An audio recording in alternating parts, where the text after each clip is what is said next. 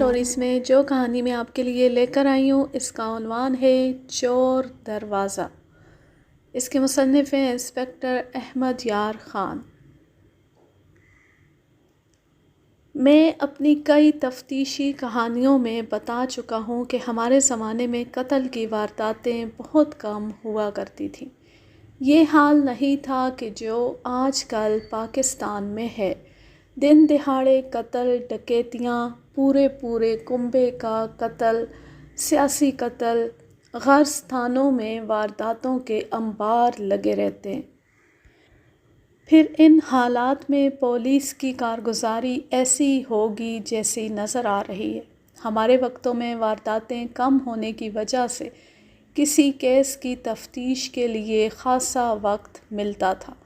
انگریزوں کے دور میں قتل، ڈکیتی وغیرہ کو سنگین وارداتیں سمجھا جاتا تھا۔ یہی وجہ تھی کہ پولیس کی مشینری آندھی طوفان کی طرح حرکت میں آ جاتی تھی۔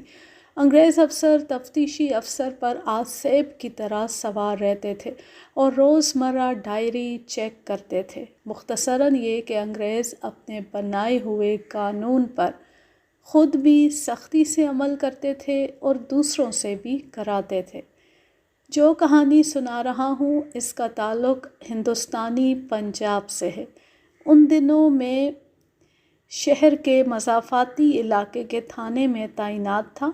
میرے تھانے کے زیر اثر خاصا وسیع علاقہ تھا۔ یہاں ہندو، سکھ اور مسلمانوں کی ملی جلی آبادی تھی۔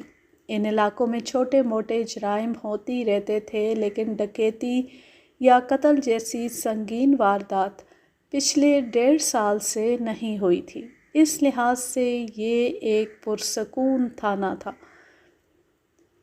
پھر قتل کی واردات آ گئی۔ نزدیکی گاؤں سے 3 دیہاتی تھانے میں یہ اطلاع لے کر آئے کہ ان کے گاؤں کے قریب کھیتوں میں ایک آدمی کی لاش پڑی ہے۔ تفصیل پوچھنے پر انہوں نے بتایا کہ مرنے والے کی شناخت ہو گئی ہے اور وہ اسی گاؤں کا رہنے والا ہے۔ اس کا نام جوہر علی بتایا گیا، یعنی مرنے والا مسلمان تھا۔ اصولاً اس واردات کی اطلاع لے کر نمبردار کو خود آنا چاہیے تھا، یہ اس کے فرائض میں شامل تھا۔ میں اس گاؤں کے نمبردار کو اچھی طرح جانتا تھا۔ وہ ہندو تھا اور اس کا نام تلجا رام تھا۔ بہت نیک نام اور فضل شناس انسان تھا۔ اس میں تعصب نام کو بھی نہیں تھا۔ سب مذاہب کے لوگوں سے برابری کا سلوک کرتا تھا۔ میں نے ان لوگوں سے پوچھا کہ تلجا رام خود کیوں نہیں آیا؟ اس کے جواب میں انہوں نے بتایا کہ نمبردار کو بخار چڑھا ہوا ہے اور وہ لاش کی حفاظت کے لیے وہیں موجود ہے۔ بہرحال میں ضروری تیاری کر کے اور 2 کانسٹیبلوں اور 1 ہیڈ کانسٹیبل کو ساتھ لے کر ان کے ساتھ چل پڑا۔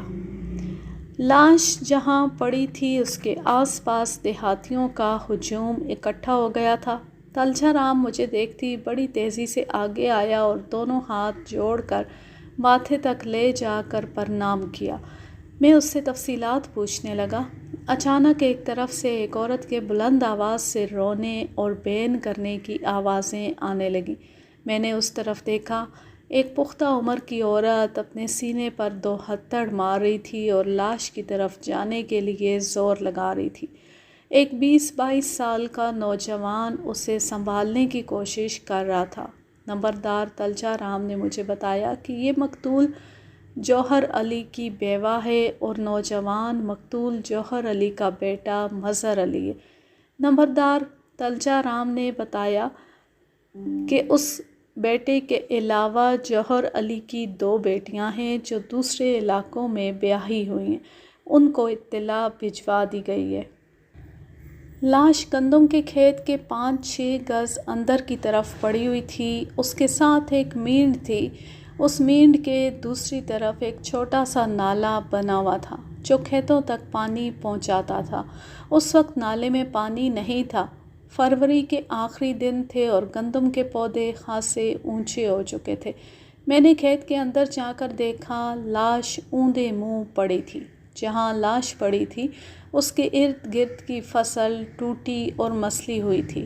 صاف پتہ لگ رہا تھا کہ مقتول نے خاصی مزاحمت کی ہوگی لیکن قاتل یا قاتلوں نے آخر اسے بے بس کر لیا۔ لاش کے ارد گرد خون بے کر جم گیا تھا اور اس پر مکھیاں بھن بھن آ رہی تھیں۔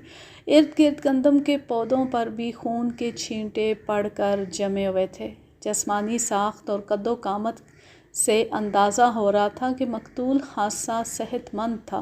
اس کی کنپٹیوں پر موجود سفید بالوں سے ظاہر ہوتا تھا کہ 40-45 کے لگ بھگ عمر ہوگی۔ پشت پر کوئی زخم نہیں تھا۔ میں نے 2 کانسٹیبلوں کی مدد سے لاش کو سیدھا کر کے دیکھا۔ اچھا خاصا خوبصورت آدمی تھا۔ مہنگے کپڑے کی بنی ہوئی شلوار قمیض پہنے ہوئے تھا۔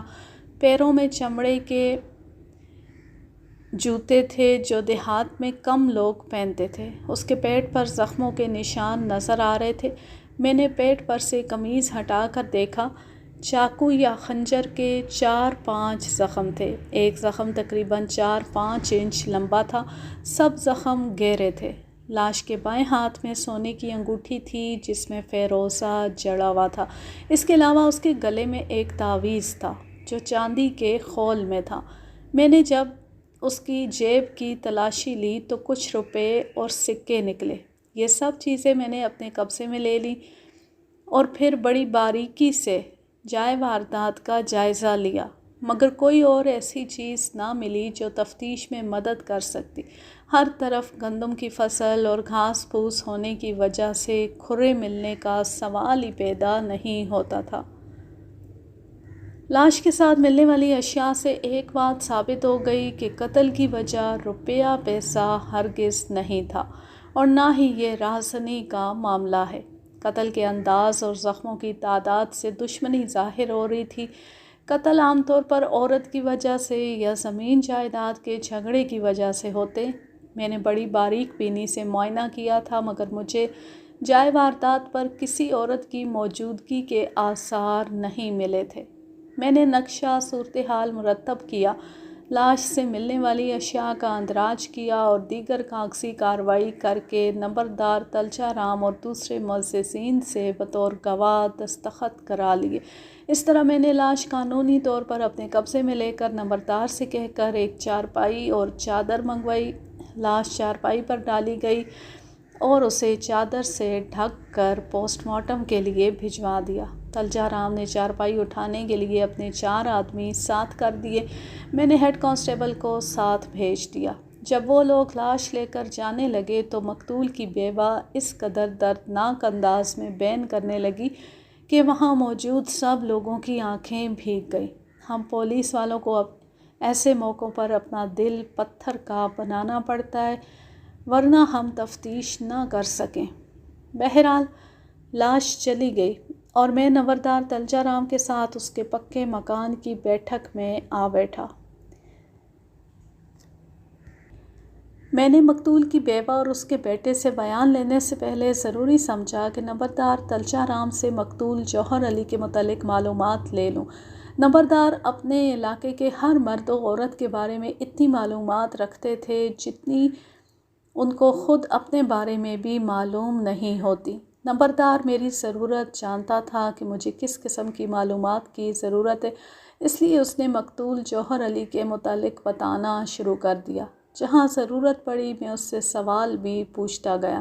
ان معلومات کی روشنی میں مقتول جوہر علی کی جو شخصیت میرے سامنے آئی وہ میں اپنے الفاظ میں سنا دیتا ہوں۔ جوہر علی کی گاؤں میں خاصی زمین تھی جس سے اس کو سال بھر کا اناج مل جاتا تھا۔ اس کی وجہ یہ تھی کہ وہ خود زمینوں پر کام کرنا پسند نہیں کرتا تھا۔ اس نے زمین بٹائی پر دے رکھی تھی۔ خود وہ شہر کی منڈی میں آڑت کا کام کرتا تھا۔ یہی وجہ تھی کہ اس میں شہریوں جیسے چاؤ چونچلے پائے جاتے تھے۔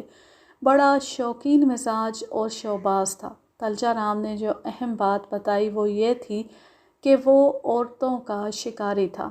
گورے چٹے رنگ اور اچھے نین نقش کی وجہ سے عورتیں اس کی جانب مائل ہو جاتی تھیں۔ اس عمر میں بھی ایسی حرکتوں سے باز نہ آیا تھا۔ جو جوا بھی کھیلتا تھا مگر نشے سے دور بھاگتا تھا، سگریٹ تک نہیں پیتا تھا۔ نمبردار تلجا رام کا اور میرا اپنا بھی یہی خیال تھا کہ جوہر علی نے ضرور کسی کی بہن، بیٹی یا بیوی سے یارانہ لگانے کی کوشش کی ہوگی، اس کے وارثوں کو اس بات کا علم ہو گیا ہوگا اور انہوں نے موقع پا کر اس کا کام تمام کر دیا۔ اب یہ میرا کام تھا کہ معلوم کروں کہ مقتول جوہر علی کے تعلقات آج کل کس عورت کے ساتھ تھے۔ یہ معلوم کرنا بہت ضروری تھا۔ تلجا رام نے یہ بھی بتایا کہ اب پختہ عمر میں آ کر مقتول جوہر علی عورتوں کے معاملے میں محتاط ہو گیا تھا۔ دراصل اسے اس کی جوانی نے زیادہ بدنام کیا تھا۔ جوانی کچھ نہیں دیکھتی، کچھ نہیں سوچتی کہ جو کچھ وہ کرنے جا رہا ہے اس کا انجام کیا ہوگا۔ کیا تم کسی ایسی عورت کے بارے میں بتا سکتے ہو جس کے ساتھ مقتول کے آج کل تعلقات ہوں؟ میری نظر میں ایسی ایک ہی عورت ہے، وہ بھوپندر سنگھ کی بیوی رینی کور ہے۔ اس کے بعد نمبردار تلجا رام نے مجھے ایک لمبی بات سنا دی۔ یہ بات چونکہ خاصی دلچسپ ہے اس لیے میں اسے پوری تفصیل سے اپنے الفاظ میں سنا رہا ہوں۔ معلوم نہیں یہ بات سچ ہے یا جھوٹ۔ سنا ہے کہ بھوپندر سنگھ شراب کے نشے میں دھت جوئے میں اپنی گھر والی کو جوہر علی کے آگے ہار گیا تھا۔ بعد میں جب بھوپندر کا نشہ اترا تو اس نے اپنی خوبصورت بیوی کو جوہر علی کے حوالے کرنے سے انکار کر دیا۔ اس بات پر جھگڑا بڑھ گیا۔ دوسرے جواریوں نے بیچ بچاؤ کرا دیا اور فیصلہ دیا کہ اصولاً بھوپندر سنگھ ہمارے سامنے اپنی بیوی جوہر علی کے آگے ہار چکا ہے۔ اگر جوہر علی یہ بازی ہار جاتا تو بھوپندر کی گھر والی رینی سنگھ جوہر علی کی ملکیت بن جاتی اور وہ یہ بازی ہار چکا تھا۔ پھر بھی جوہر علی سے درخواست کی جاتی ہے کہ وہ بھوپندر سنگھ کے ساتھ رعایت کرے۔ اس کے جواب میں جوہر علی نے کہا کہ وہ بھوپندر سنگھ کے ساتھ اتنی رعایت کر سکتا ہے کہ جتنی رقم اس نے داؤ پر لگائی تھی وہ اس سے دگنی رقم دے کر اپنی بیوی چھڑا لے۔ اس بات پر بھوپندر سنگھ پریشان ہو گیا کہ وہ اتنی زیادہ رقم کا فوری طور پر انتظام نہیں کر سکتا۔ تب جوہر علی نے کہا کہ وہ بھوپندر سنگھ کو 1 ہفتے کی مہلت دیتا ہے۔ وہ 1 ہفتے تک پیسوں کا انتظام کر لے اور اگر وہ انتظام نہ کر سکا تو پھر وہ اس کی بیوی چھین لے گا۔ بھوپندر یہ بات مان گیا۔ بھوپندر سنگھ معمولی مزارع تھا، بڑی مشکل سے گھر کا دال دلیا پورا کرتا تھا۔ اتنی بڑی رقم کا انتظام کرنا ناممکن نہیں تو بے حد مشکل ضرور تھا۔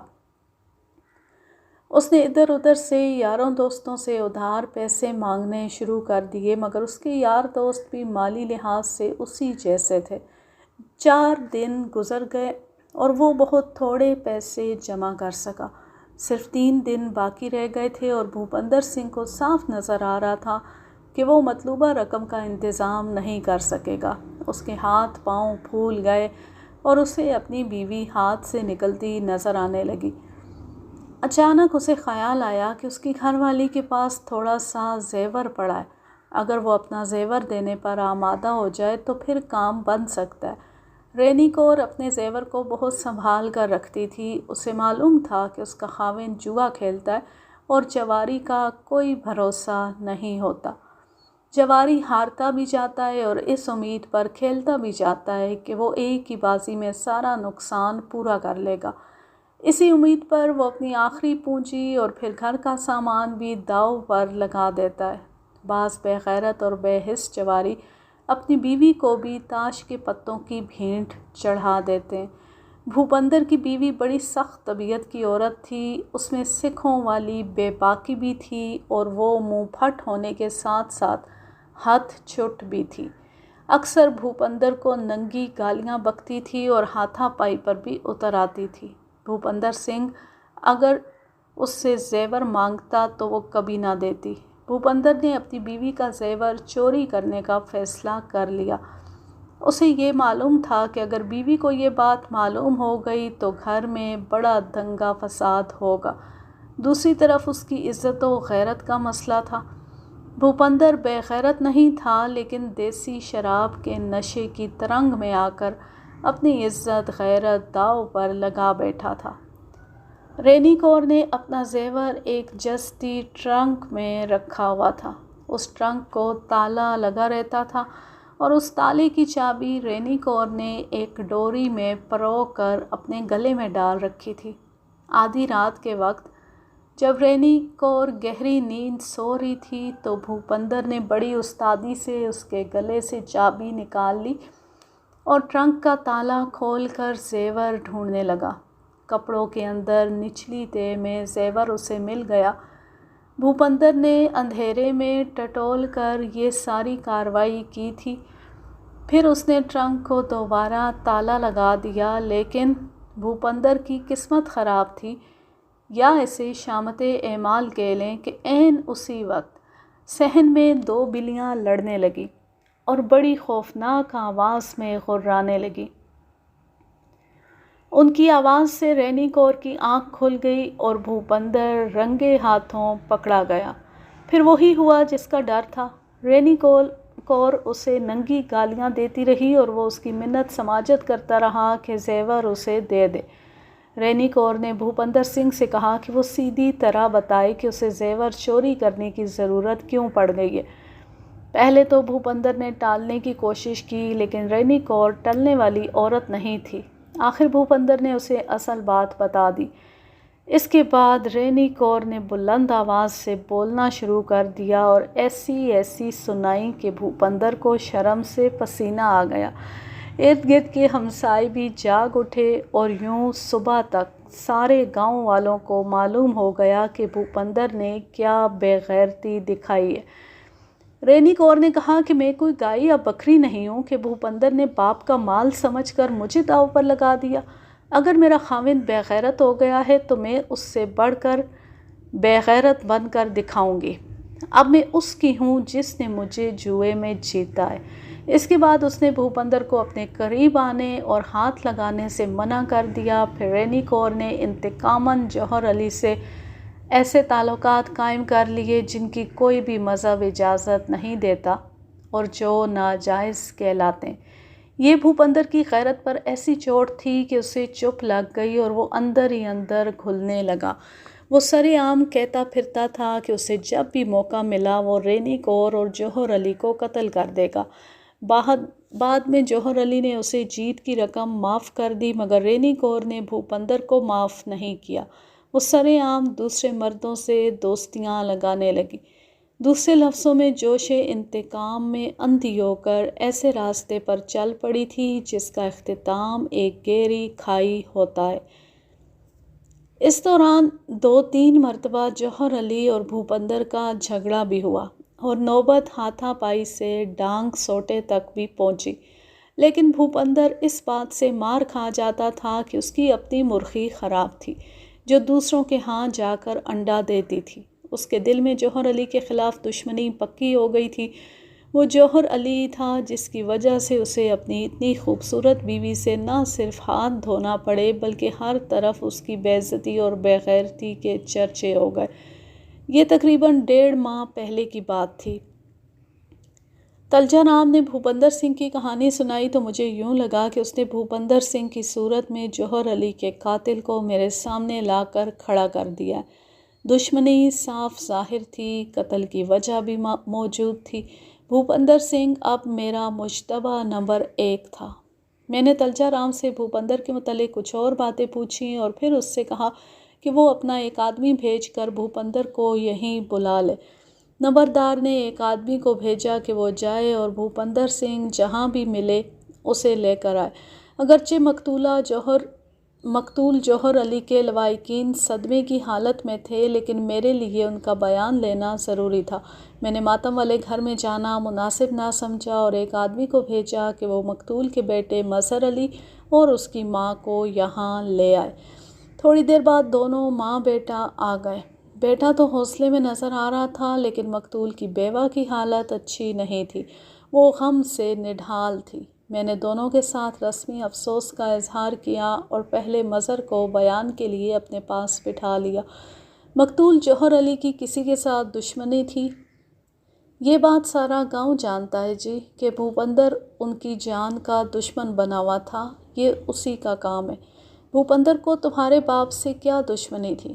اس کی بیوی آوارہ عورت میرے باپ کے پیچھے پڑی ہوئی تھی۔ اس کے بعد اس نے تقریباً وہی بات سنا دی جو پہلی میں نمبردار تلجا رام سے سن چکا تھا۔ مجھے یقین ہے کہ میرے باپ کو بھوپندر نے ہی قتل کیا ہے۔ مظہر علی نے ساری بات سنا کر کہا، رات تمہارا باپ کہاں تھا؟ وہ جائے واردات تک کیوں گیا تھا؟ کیا رات کوئی اس سے ملنے کے لیے آیا تھا؟ رات کو کوئی اس سے ملنے نہیں آیا، رات کو وہ گھر میں ہی سویا تھا۔ پتہ نہیں وہ کس وقت باہر نکلا۔ اس کے علاوہ کسی کے ساتھ کوئی دشمنی یا لڑائی جھگڑا؟ چھوٹے موٹے لڑائی جھگڑے تو چلتے ہی رہتے ہیں، لیکن کسی کے ساتھ ایسی دشمنی نہیں تھی کہ قتل تک نوبت آ جائے۔ سنا ہے مقتول عورتوں کا شکاری تھا۔ اس میں میرے باپ کا قصور نہیں، اس نے ناگواری سے کہا، لوگ تو بات کا بتنگڑ بنا لیتے ہیں۔ میرا باپ اونچا، لمبا اور خوبرو مرد تھا۔ اس کے برعکس اکثر ہندو موٹے، بد شکل یا پھر بالکل ہی مریل ہوتے ہیں۔ ایسی لوگوں کی بیویاں میرے باپ کے پیچھے لگی رہتی تھیں اور اسے بدنام بھی کرتی تھیں۔ وہ آخر بیٹا تھا، اپنے باپ کی حمایت قدرتی بات تھی۔ ایک بات یاد آ گئی ہے، مظہر علی نے اچانک کہا، ہو سکتا ہے آپ کے کام کی ہو۔ آج کل میرا باپ بہت پریشان رہتا تھا۔ اس نے بتایا تھا کہ آڑت کے کام میں بہت نقصان ہو گیا۔ اس کے مقابلے میں منڈی میں موجود چند ہندو آڑتیوں نے ایسا چکر چلایا کہ میرا باپ سمجھ نہ سکا اور گھاٹا کھا گیا۔ وہ پیسے کی وجہ سے بہت پریشان تھا۔ وہ کہتا تھا کہ پاؤں جمانے کے لیے فوری طور پر خاصی رقم کی ضرورت ہے۔ میں نے یہ بات اپنے ذہن میں رکھ لی، مگر میرا خیال تھا کہ کاروبار میں ایسی اونچ نیچ ہوتی رہتی ہے اور کاروباری حریف ایک دوسرے کو نیچا دکھانے کے لیے ایسی حرکتیں کرتے رہتے ہیں۔ اگر اس معاملے کی وجہ سے کوئی قتل ہوتا تو وہ جوہر علی نہ ہوتا، بلکہ جوہر علی کے ہاتھ اس کا کوئی کاروباری حریف ہندو قتل ہوتا۔ بہرحال میں نے مظہر علی سے اپنے کام کی کچھ اور باتیں پوچھ کر اس کی والدہ یعنی مقتول جوہر علی کی بیوہ کو بلا لیا۔ اس سے بھی میں نے وہی باتیں پوچھیں جو مظہر علی سے پوچھی تھیں۔ اس نے تقریباً وہی جواب دیے جو اس کا بیٹا مظہر علی دے چکا تھا۔ میاں بیوی دکھ سکھ کے ساتھی ہوتے ہیں۔ میرا خیال تھا کہ مقتول کی بیوہ سے کوئی ایسی بات معلوم ہو جائے گی جو بیٹے کو معلوم نہ ہوگی، مگر مجھے اس سے کچھ بھی حاصل نہ ہوا۔ وہ پکی شوہر پرست عورت تھی۔ اس کا کہنا تھا کہ اس کے شوہر کا سب کے ساتھ بہت اچھا سلوک تھا۔ گھر کے باہر وہ کیا کرتا ہے اس بات سے اسے کوئی غرض نہ تھی۔ میں نے ان دونوں کو جانے کی اجازت دے دی۔ اب مجھے اس بات کا انتظار تھا کہ جو آدمی بھوپندر سنگھ کو لانے کے لیے گیا ہے وہ آ جائے تو میں بھوپندر سنگھ کو ساتھ لے کر تھانے چلا جاؤں۔ تقریباً آدھے گھنٹے بعد وہ آدمی آ گیا جو بھوپندر سنگھ کو لینے کے لیے گیا تھا۔ اس نے میرے کہنے پر بھوپندر سنگھ کو میرے سامنے پیش کر دیا۔ وہ ویسا ہی سکھ تھا جیسے عام طور پر ہوتے ہیں۔ شکل و صورت واجبی تھی، مگر بھینسے کی طرح پلا ہوا تھا۔ میں نے اسے پہلی نظر دیکھا تو جو خیال میرے ذہن میں آیا وہ یہ تھا کہ اتنے صحت مند جوان آدمی کی بیوی اسے ٹھکرا دے اور کسی اور سے یارانہ لگا لے تو ایسا آدمی کسی بھی حد تک جا سکتا ہے۔ قتل تو معمولی بات ہے۔ اس نے دونوں ہاتھ جوڑ کر ہندوؤں کی طرح مجھے سلام کیا۔ میں نے ارادہ کر لیا تھا کہ اب باقی تفتیش تھانے میں جا کر کروں گا۔ میں نے بھوپندر سنگھ سے کوئی بات نہ کی اور کانسٹیبلوں سے کہا کہ بھوپندر کو ساتھ لے کر تھانے چلیں۔ یہ سنتی ہی بھوپندر سنگھ تڑپنے لگا کہ اسے تھانے کیوں لے جایا جا رہا ہے۔ کانسٹیبلوں نے اس سے کہا کہ یہ اسے تھانے جا کر ہی پتہ چلے گا۔ اگر وہ شرافت سے نہیں چلے گا تو پھر وہ اسے چترول کرتے ہوئے لے جائیں گے۔ یہ سن کر وہ چپ چاپ ہمارے ساتھ چل پڑا۔ تھانے پہنچ کر میں نے بھوپندر سنگھ کو حوالات میں بند کرنے کا حکم دیا۔ میرا خیال تھا کہ بھوپندر کو آدھی رات تک حوالات میں بند رکھ کر پریشان کیا جائے، پھر بقیہ رات اس سے پوچھ گچھ کی جائے۔ یہ بھی ملزم کو نفسیاتی طور پر توڑنے کا ایک طریقہ ہوتا ہے۔ صبح سے دوپہر 2 بجے سے زیادہ وقت ہو گیا تھا اور میں خاصا تھک چکا تھا، اس لیے میں نے تھوڑی دیر آرام کرنے کا فیصلہ کیا۔ تقریباً آدھے پونے گھنٹے آرام کے بعد تازہ دم ہو کر میں پھر تھانے آ گیا۔ میں نے کچھ ضروری دوسرے کام کیے اور شام 7 بجے کے قریب وہ ہیڈ کانسٹیبل آ گیا جو پوسٹ مارٹم کے لیے مقتول جوہر علی کی لاش کے ساتھ گیا تھا۔ وہ پوسٹ مارٹم رپورٹ لے آیا تھا۔ مقتول کی لاش کو ضروری کارروائی کے بعد اس کے بیٹے مظہر علی کے سپرد کر دیا گیا۔ میں نے پوسٹ مارٹم رپورٹ دیکھی۔ موت کا وقت رات 12 بجے کے ذرا بعد کا لکھا تھا۔ مقتول کے معدے میں غیر ہضم شدہ خوراک موجود تھی۔ جیسا کہ میں پہلے بیان کر چکا ہوں کہ مقتول کے جسم پر چاقو یا خنجر کے 5 زخم تھے۔ پوسٹ مارٹم رپورٹ میں ان کی لمبائی اور گہرائی بھی لکھی تھی۔ ایک زخم نے معدے اور انتڑیوں کو کاٹ دیا تھا، باقی کے زخم بھی جان لیوا حد تک خطرناک تھے۔ ادھر ادھر کے کاموں میں رات کے 9 بج گئے۔ سردیوں کے دن تھے، سرے شام ہی اندھیرا گہرا ہو جاتا تھا۔ میں نے بھوپندر سے پوچھ گچھ کرنے کا فیصلہ کیا اور ایک کانسٹیبل سے کہا کہ وہ بھوپندر سنگھ کو حوالات سے نکال کر میرے پاس لے آئے۔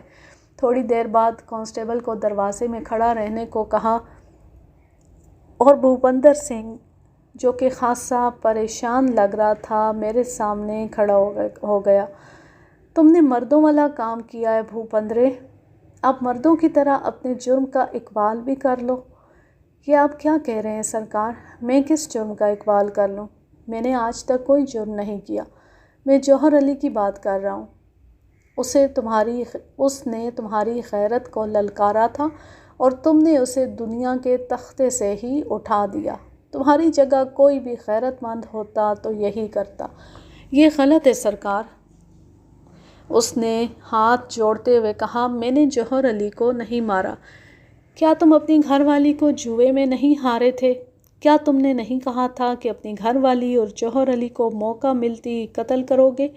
تم انکار کرو، پورا گاؤں تمہارے خلاف گواہی دے گا۔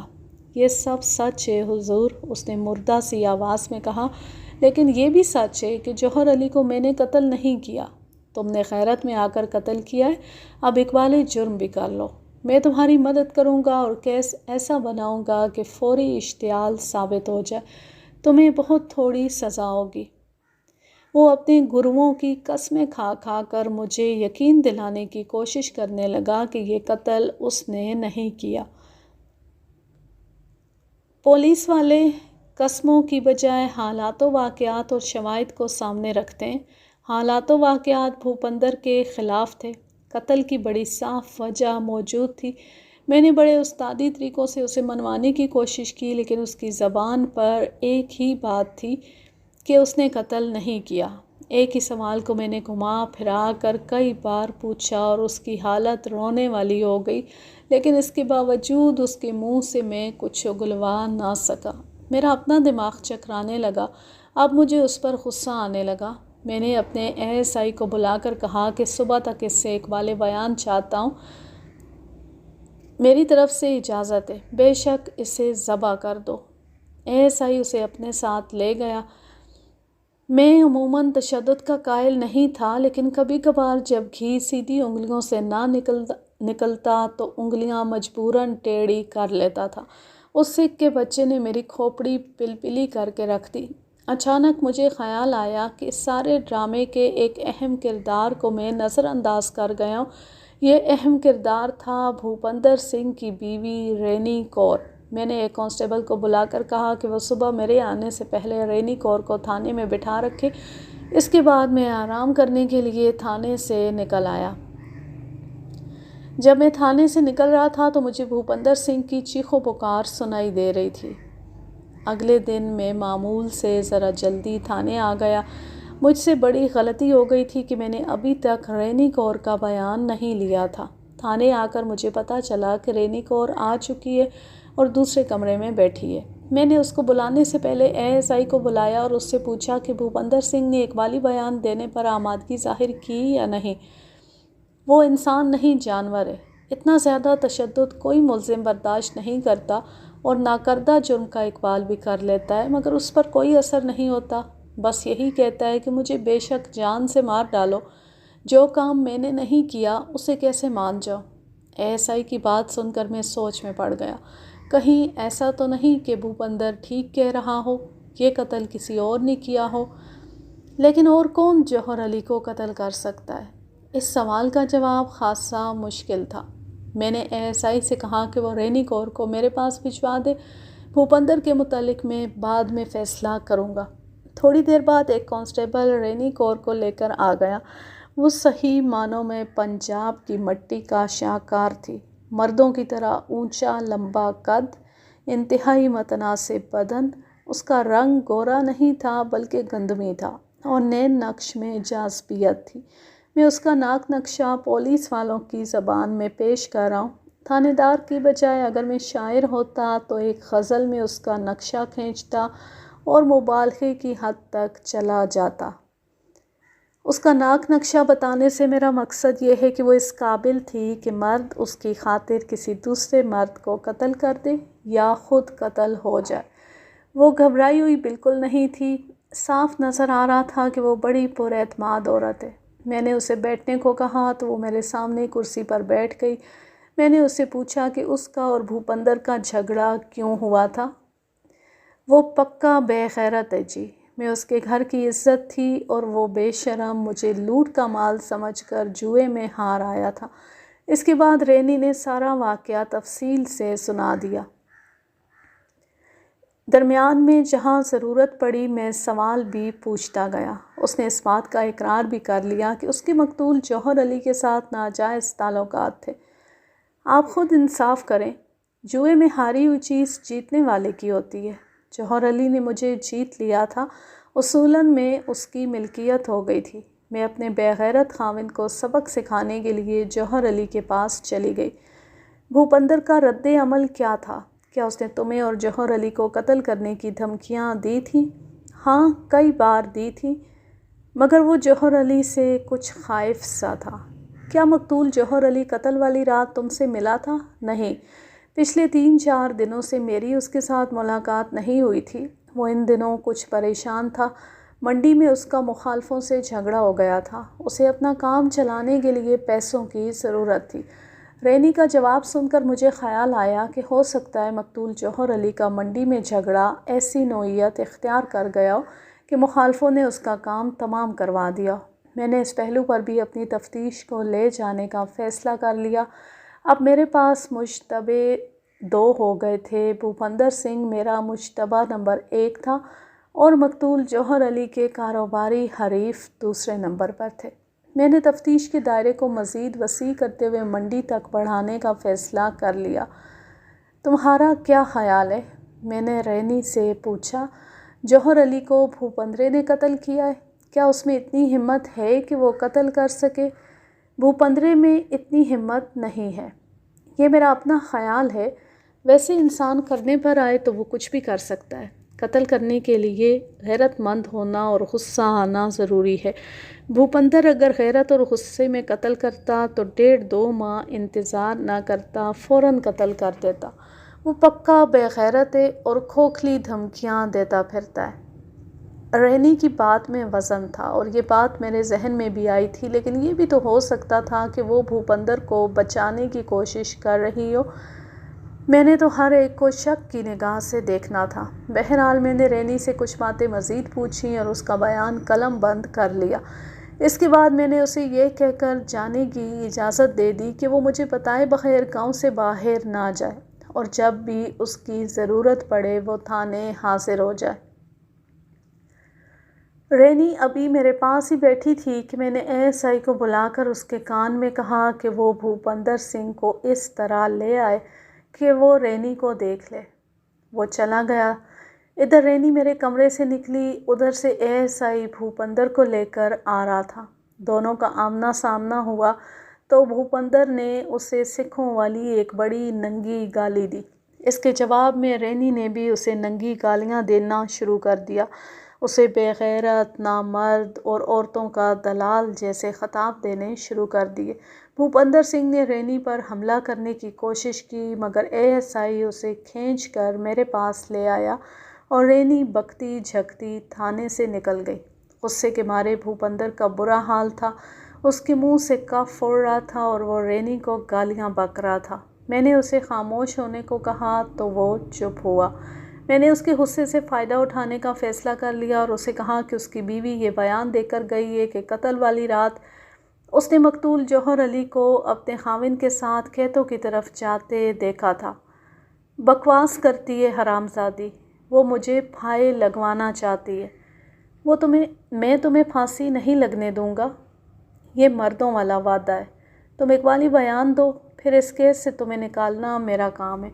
اس نے ایسی نظروں سے میری طرف دیکھا جن میں بے اعتباری صاف نظر آ رہی تھی۔ وہ کچھ سوچنے لگا، جیسے کوئی فیصلہ نہ کر پا رہا ہو کہ اسے کیا کرنا چاہیے۔ پھر اس کے ہونٹوں پر مسکراہٹ آ گئی۔ آپ کو میرا اقبالی بیان چاہیے نا؟ اس نے عجیب سے لہجے میں کہا۔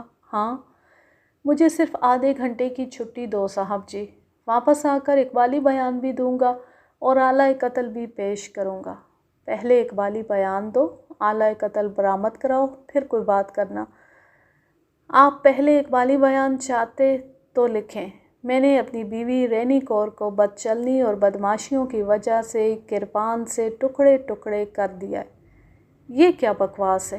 میں مقتول جوہر علی کے قتل کی بات کر رہا ہوں اور تم بات کو کدھر لے جا رہے ہو؟ جوہر علی کا قتل میں نے نہیں کیا، یہ بات آپ لکھ لیں۔ رینی میرے ہاتھوں قتل ہوگی، مجھے صرف آدھے گھنٹے کے لیے چھوڑ دیں، میں اس حرامزادی کا کام کر کے پیش ہو جاؤں گا۔ میں نے اس سے پہلے بھی کئی تفتیشی کہانیوں میں سکھوں کے متعلق لکھا ہے، یہ بڑے جذباتی ہوتے ہیں اور قتل کر کے بڑے فخر سے تھانے میں پیش ہو جاتے تھے۔ ان کے ساتھ زیادہ مخص نہیں کھپانا پڑتا تھا، مگر اس سکھ نے مجھے مشکل میں ڈال دیا تھا۔ اب تو مجھے بھی شک ہونے لگا تھا کہ جوہر علی کو اس نے قتل نہیں کیا۔ میں نے اس کے ساتھ بڑا مخص کھپایا تھا، لیکن حاصل کچھ بھی نہ ہوا۔ میں نے اسے واپس حوالات میں بھجوا دیا اور خود سر پکڑ کر بیٹھ گیا۔ کچھ سمجھ میں نہیں آ رہا تھا۔ واردات کو دوسرا دن تھا اور میں ابھی کسی نتیجے پر نہیں پہنچا تھا۔ میں نے اگلے دن کا لائحہ عمل بنایا کہ اب تفتیش کو کس رخ پر لے کر جانا ہے۔ مجھے بھوپندر سنگھ کے علاوہ بھی کچھ امکانات پر غور کرنا تھا۔ میں نے اگلے دن کا پروگرام بنایا اور تھانے سے آ گیا۔ اگلے دن کیا ہونے والا ہے یہ کوئی نہیں جانتا، میں بھی نہیں جانتا تھا کہ کیا ہونے والا ہے۔ میں سو رہا تھا جب میرے سرکاری کوارٹر کا دروازہ کھٹکھٹایا جانے لگا۔ دستک کی آواز سے میری آنکھ کھل گئی۔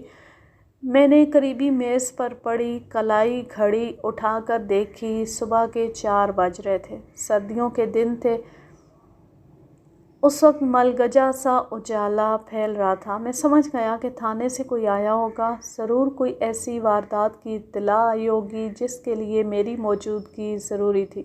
چھوٹی موٹی واردات کے لیے مجھے کوئی جگانے نہیں آ سکتا تھا۔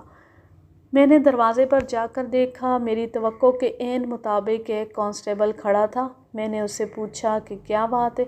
قتل کی واردات آئی ہے جناب، نمبردار تلچا رام کا بیٹا قتل ہو گیا ہے۔ واردات کی اطلاع لے کر کون آیا ہے؟ نمبردار تلچا رام خود آیا ہے جناب۔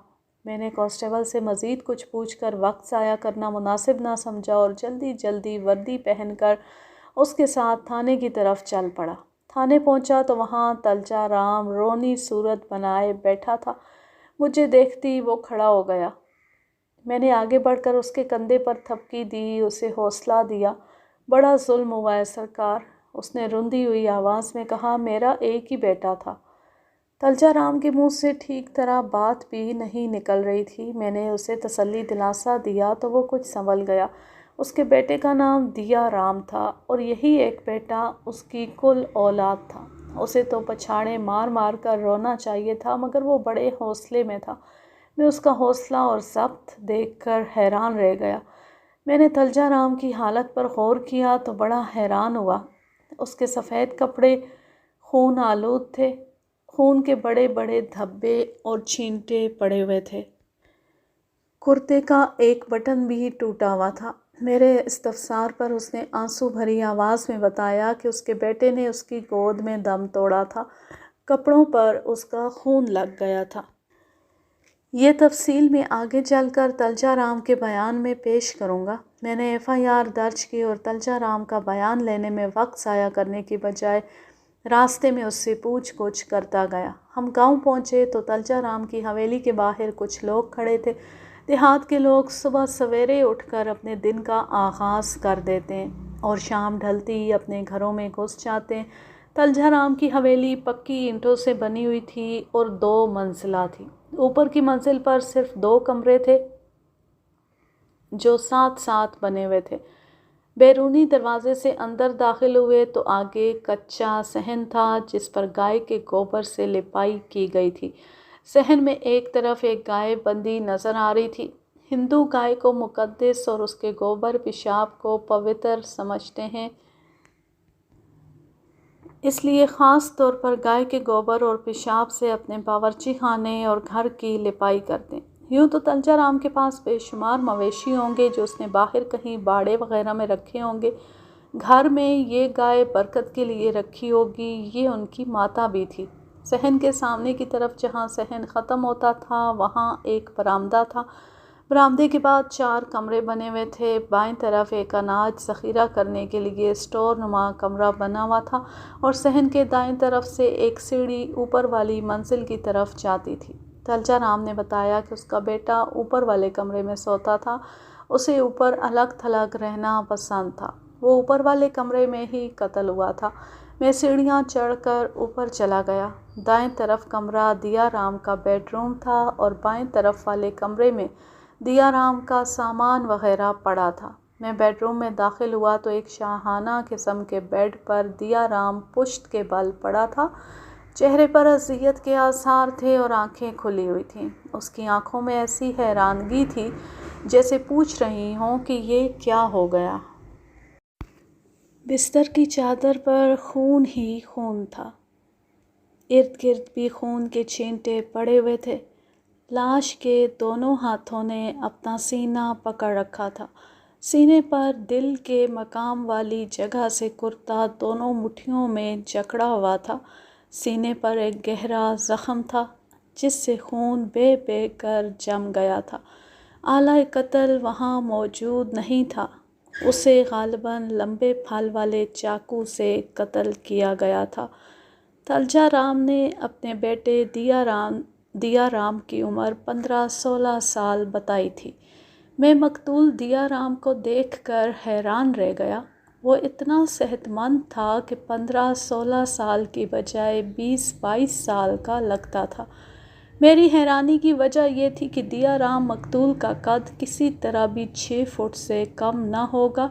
مرنے کے باوجود اس کا گورا رنگ ماند نہیں پڑا تھا۔ اس کے برعکس تلجھا رام اور اس کی بیوی گندمی سے رنگ کے مالک تھے اور قد کاٹ بھی درمیانہ تھا۔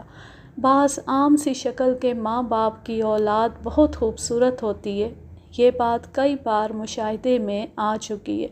میں جوں جوں مقتول کے چہرے کی طرف دیکھ رہا تھا مجھے کوئی خاص بات محسوس ہو رہی تھی، مگر کوشش کے باوجود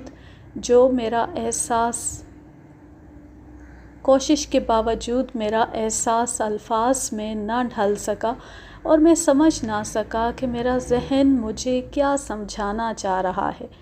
کوئی ایسی بات ضرور تھی جو میرے ذہن میں چبھ رہی تھی لیکن اس وقت میں سمجھ نہیں پا رہا تھا۔ فرش پر کرتے کا ایک بٹن پڑا ہوا تھا۔ بٹن میں نے اٹھا کر جیب میں رکھ لیا۔ یہ قاتل کا بٹن ہو سکتا تھا۔ میں نے دیکھا تھا کہ تلجھا رام کے کرتے کا بٹن بھی ٹوٹا ہوا تھا۔ جس وقت وہ اپنے دم توڑتے بیٹے کو سنبھال رہا تھا، ہو سکتا ہے یہ بٹن اس وقت ٹوٹا ہو۔ میں نے بڑی باریک بینی سے پورے کمرے کا جائزہ لیا، پھر مقتول کے کپڑوں کی تلاشی لی اور تکیے اٹھا کر دیکھا، کوئی ایسی چیز میرے ہاتھ نہ لگی۔ میں نے موقع پر جو کارروائی کرنی تھی وہ کی اور لاش کو پوسٹ مارٹم کے لیے بھجوانے کا بندوبست کیا۔ لاش پوسٹ مارٹم کے لیے چلی گئی تو میں تلجھا رام کے پاس آ بیٹھا۔ اس کا جوان بیٹا قتل ہو گیا تھا۔ وہ اپنا سر دونوں ہاتھوں میں تھامے کسی گہری سوچ میں غرق تھا۔ میں نے اس سے پوچھ گچھ شروع کر دی اور وہ میری باتوں کے جواب دینے لگا۔ میں نے اس سے پوچھا کہ اس کی اپنی یا اس کے بیٹے کی کسی کے ساتھ کوئی دشمنی تھی۔ میں نے کبھی کسی کو دشمن نہیں بنایا، ہر کسی کے ساتھ پیار محبت کیا ہے، ہر کسی کو دوست بنایا ہے۔ یہی حال دیا رام کا تھا۔ وہ تو بڑا ہی معصوم تھا۔ اس کی آنکھوں میں آنسو آ گئے۔ یہ ایک باپ کی سوچ تھی کہ اس کا جوان بیٹا بڑا معصوم تھا۔ میرا خیال اس کے برعکس تھا۔ جوانی کی عمر ہو، خوشحالی ہو اور بیٹا لاڈلا بھی ہو تو پھر بہکنے کے امکانات 100% ہوتے ہیں۔ میں نے ایسی معلومات گاؤں والوں سے اور مقتول دیا رام کے بے تکلف دوستوں سے لینی تھی۔ میں خاصی دیر تک تلجا رام سے پوچھ گچھ کرتا رہا۔ اس سے مجھے جو کچھ حاصل ہوا میں آپ کو ایک ترتیب سے سنا دیتا ہوں۔ تلجا رام کی شادی کانتا دیوی سے ہوئی تھی۔ شادی کو 3-4 سال گزر گئے مگر کوئی اولاد نہ ہوئی۔ انہوں نے بڑی بھاگ دوڑ کی، کسی نے جو علاج بتایا وہ کیا، دیسی ٹونے ٹوٹکے، ولایتی دوائیاں کھائیں مگر لا حاصل۔ جب تھک ہار کر بیٹھ گئے تو شادی کے 6 سال کانتا کی گود ہری ہو گئی اور بیٹا پیدا ہوا۔ چونکہ یہ بیٹا بڑی منتوں مرادوں اور دعاؤں کے بعد پیدا ہوا تھا، اس لیے تلجا رام کی بیوی کانتا نے ہندو عقیدے کے مطابق اس کا نام دیا رام رکھ دیا، یعنی رام کی مہربانی۔ انہوں نے بڑے لاڈ پیار سے اس کی پرورش کی۔ بیٹے کی خوشی میں سارے گاؤں میں خوشیاں منائی گئیں۔ گاؤں کے لوگ تلجا رام کو بہت پسند کرتے تھے۔ دیا رام بڑا خوبصورت جوان نکلا۔ وہ چھوٹی عمر سے ہی بڑا سمجھدار اور سلجھا ہوا تھا۔ قتل کی واردات کے بارے میں تلجا رام نے بتایا کہ اسے پیشاب کی بیماری ہے۔ وہ رات کو 2-3 مرتبہ پیشاب کے لیے اٹھتا ہے۔ قتل والی رات بھی وہ سویا ہوا تھا کہ اسے زور سے پیشاب کی حاجت ہوئی۔ اس نے سونے کی کوشش کی لیکن جب تک وہ فارغ نہ ہو جاتا اسے نیند نہیں آتی تھی۔ اگر وہ زبردستی روکنے کی کوشش کرتا تو بستر پر ہی اس کا پیشاب نکل جاتا تھا۔ وہ جب فارغ ہو کر اپنے کمرے کی طرف واپس آ رہا تھا تو اچانک اسے اوپر بیٹے کے کمرے سے کرہنے کی آواز سنائی دی۔ وہ گھبرا گیا اور بیٹے کے کمرے کی طرف بھاگا۔ کمرے کا دروازہ اندر سے بند نہیں تھا، تھوڑا سا کھلا ہوا تھا۔ وہ کمرے میں داخل ہوا تو اندر کا منظر دیکھ کر سکتے میں رہ گیا۔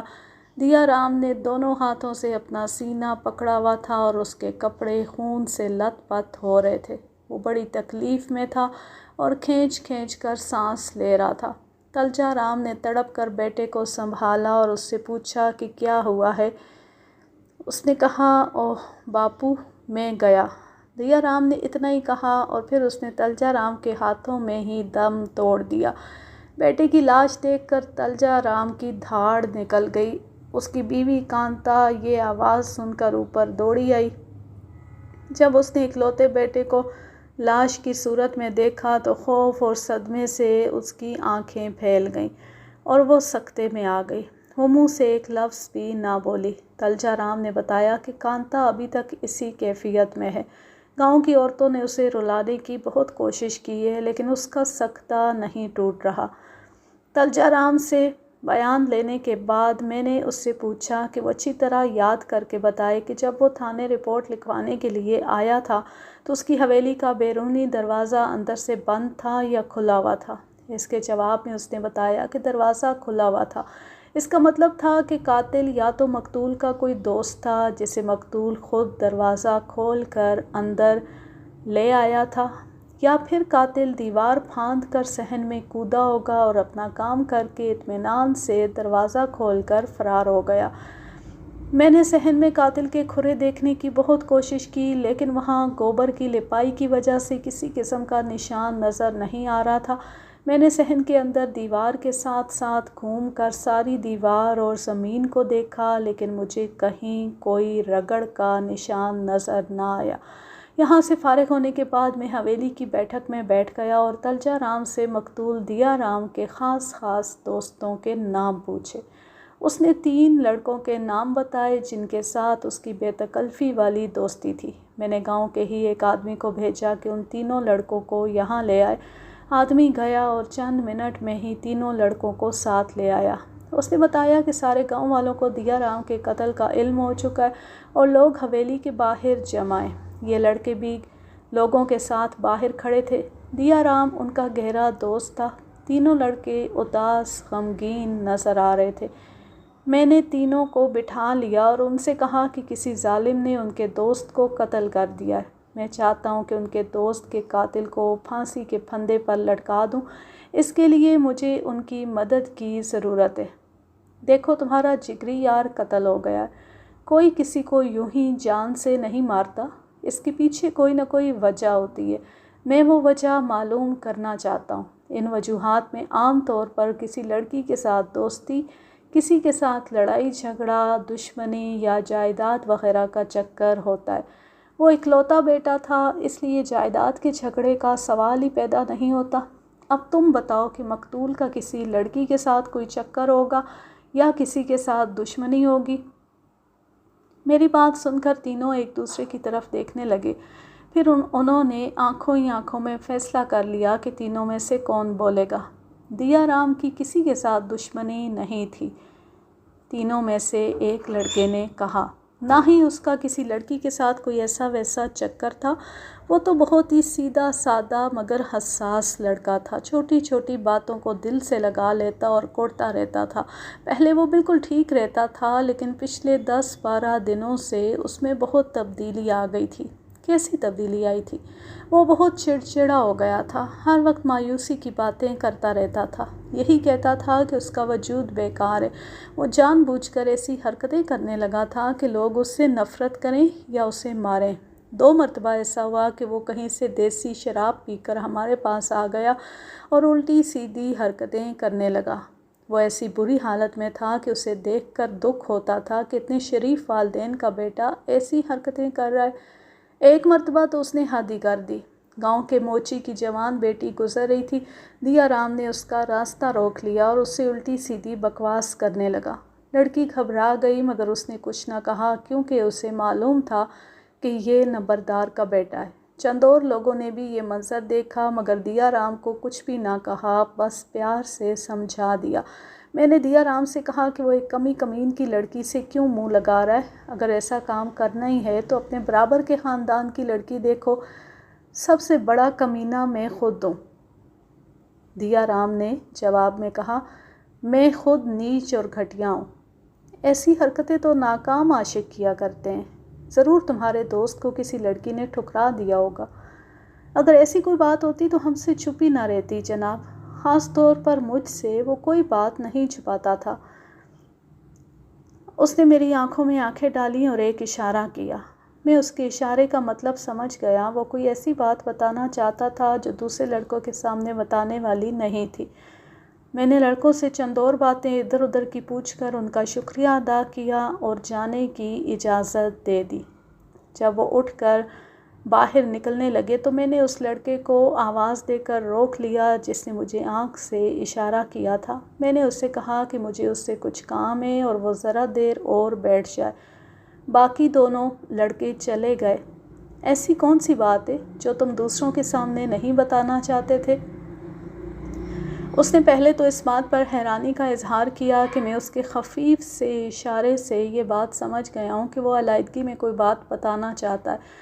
پھر اس نے بتایا کہ اس کا نام سیف اللہ ہے اور دیا رام سب سے زیادہ اس کے ساتھ بے تکلف تھا۔ یہ بات دیا رام نے صرف مجھے بتائی تھی، اگرچہ وہ مر چکا ہے، لیکن میں اس کے مرنے کے بعد بھی یہ بات دوسروں کے علم میں نہیں لانا چاہتا۔ آپ کو بھی صرف اس لیے بتا رہا ہوں کہ شاید اس سے قاتل کو پکڑنے کے لیے کوئی سراغ مل جائے۔ بات یہ ہے کہ پچھلے 2-3 ماہ کے عرصے میں دیا رام بڑی باقاعدگی سے ہفتے میں 1-2 بار شہر جانے لگا تھا۔ ہم سب دوست اس سے پوچھتے تھے کہ وہ شہر کیا کرنے جاتا ہے تو جواب میں وہ ٹال جاتا تھا۔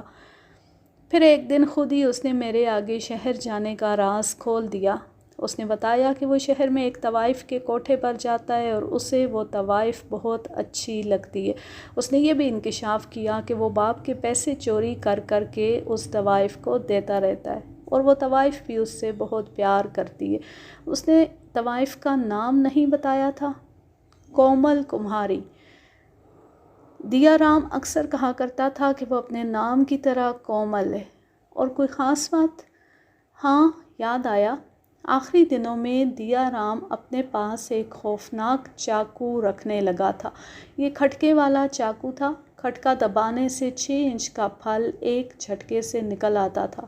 میں نے بارہا یہ چاقو اس کے پاس دیکھا تھا اور اس سے پوچھا بھی تھا کہ وہ چاقو کیوں لیے پھرتا ہے، کیا کسی کے ساتھ دشمنی ہو گئی ہے؟